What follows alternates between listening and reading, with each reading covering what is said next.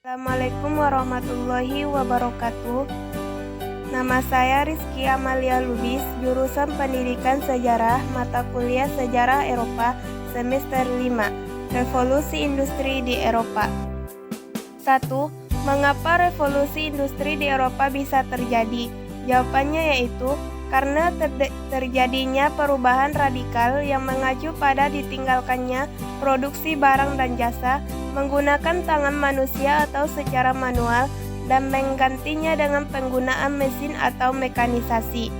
Adapun faktor-faktor yang menyebabkan munculnya revolusi industri yaitu 1. Situasi politik yang stabil. 2. Inggris kaya akan bahan tambang seperti batu bara, biji besi, timah, dan kaolin.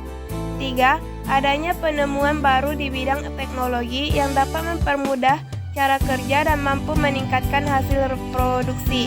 4. Kemakmuran Inggris akibat majunya pelayaran dan perdagangan sehingga dapat menyediakan modal yang besar untuk bidang usaha. 5. Pemerintah memberikan perlindungan hukum bagi hasil-hasil temuan baru sehingga mendorong kegiatan penelitian ilmiah. 6. Arus urbanisasi yang besar akibat revolusi agraria di pedesaan mendorong pemerintah Inggris untuk membuka industri yang lebih banyak. 2. Apa dampak positif dan negatif revolusi industri tersebut, baik dilihat dari konteks masa lalu maupun masa kini? Berikan contoh. Jawabannya itu dampak positif.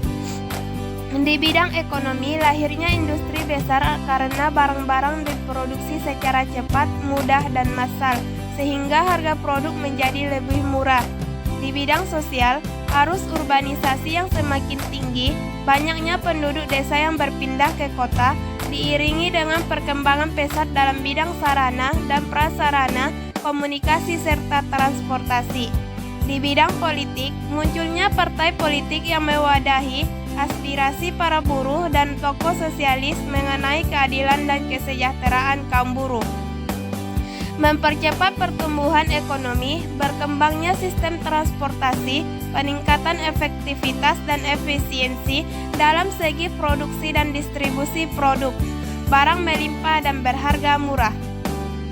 Dampak negatif dari bidang ekonomi yaitu industri kecil yang tidak dapat bersaing dengan industri besar yang menggunakan teknologi mesin, akhirnya gulung tikar.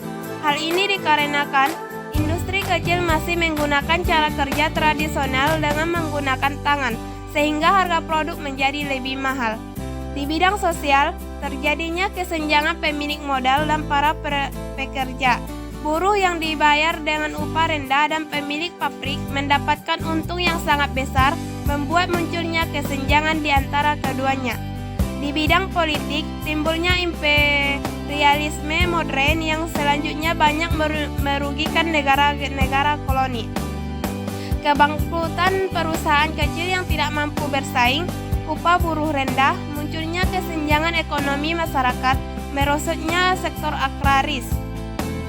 Contohnya yaitu penemuan mesin uap, lokomotif, mesin tenun, alat pemintal, dan kumparan terbang. Sekian dan terima kasih. Assalamualaikum warahmatullahi wabarakatuh.